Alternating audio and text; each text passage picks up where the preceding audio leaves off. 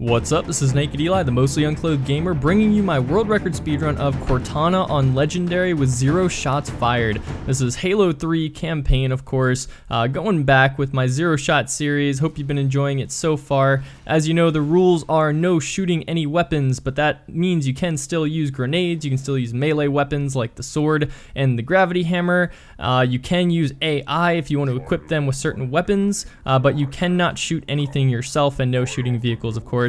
So in Cortana, don't gotta worry about the vehicle part, don't really have to worry about the AI part until the Arbiter shows up at the end, but we're gonna pass by that really quickly anyways. This run clocking in just a little over 7 minutes. Let's talk a little bit about Cortana. I want to know if you guys liked this mission or hated this mission if you did play Halo 3, because I heard a lot of mixed feedback. I personally really enjoyed the mission, especially speedrunning. There's a lot of alternative routes, slide jumps, things to do, places to go, and it's really easy to dodge the flood or to kill them with just melee weapons or any weapons in general in Halo 3, I thought. But a lot of people really didn't seem to like the flood missions. Maybe that's just because they thought they were repetitive or there were too many enemies to kill. I do know one thing was that I watched a level designer talk about how he created this mission. It was like an 1.5 hour long talk. I don't remember if it was a GDC talk or something of the sort, but essentially he said there were 2 major flaws that he admits he made in the mission that came out with consumer testing and with feedback after the game was launched. And the 2 flaws were, one, that the pacing was a little bit off. That there are sections that are so extremely difficult. For example, I'm going to say Hell's Hallway, which is coming up soon, which is where all the spider flood forms, I think they're called pure forms, they would become those ranged forms that would shoot the carbine-like projectiles at you, like at super fast rate, take you out really quickly. There'd be like 15 or 20 of them, and you'd have no weapons to counter them because they were really resistant to long-range rifles, and you had to either stick them with a grenade or get up close and personal and backsmack them or use a sword, for example. So that was one major flaw that a lot of people didn't enjoy, and I do remember on my first playthrough was an issue before I figured out how to deal with it.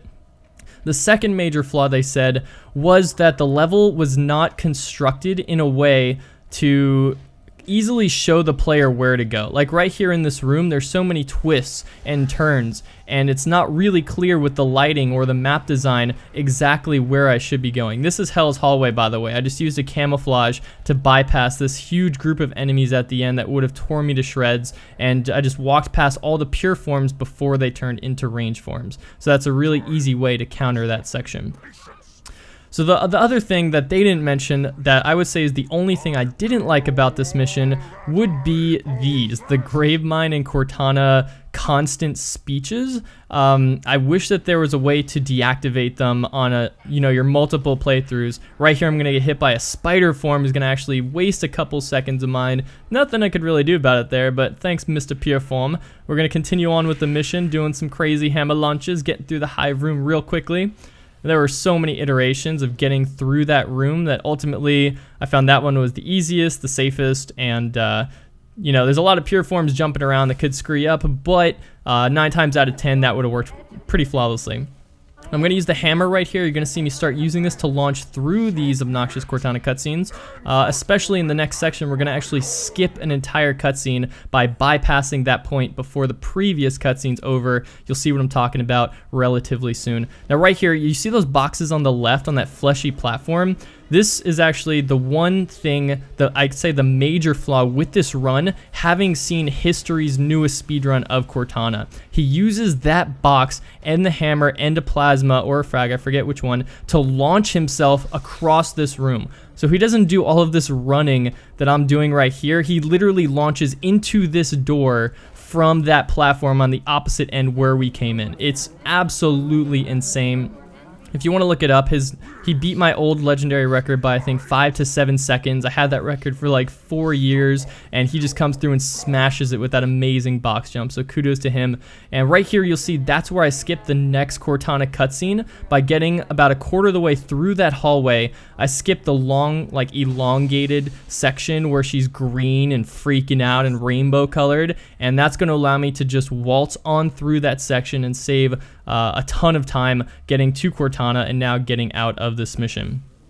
I'm gonna have to save one hammer jump here, and you're gonna see why relatively soon. I'll save a couple just in case. This is a huge time saver that's gonna come up in the mission that I had to design simply because this was a 0-shot run.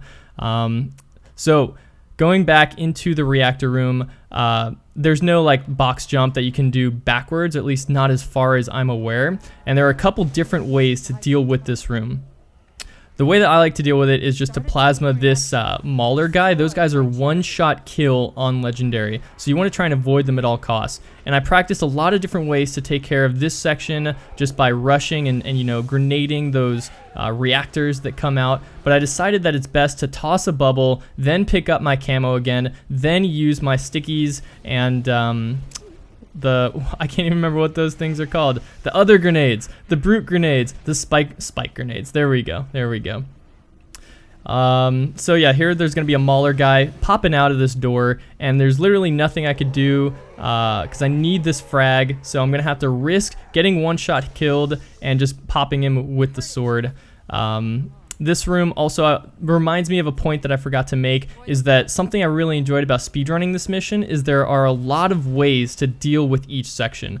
I find that games these days are getting more and more linear, and I like when there are alternative pathways in different sections. Like right here, if you can do those tactical jumps, you can skip a huge portion of enemies and not have to worry about fighting a single one of them in order to continue on with the mission. And in this room, this is where things get a little bit crazy. Okay, so sometimes there's enemies scattered about, looked around, didn't see anybody. Now I'm going to move on in. Hopefully this guy doesn't turn around and see me. He doesn't. Now these guys starting to notice something's up, so they're going to start moving on out. And this is where I normally do this jump, except a door got in my way. So I was like, please don't screw up the jump. Pop the grenade, get it perfectly, hit the hammer jump, and we're gonna go backwards through the ceiling where we dropped down earlier. This is a glitched out section of the mission that all the textures are a little bit off, and that's gonna allow us to skip a huge portion of that part of the mission so that I can move on forward in record time. And now all of the hardest sections are over.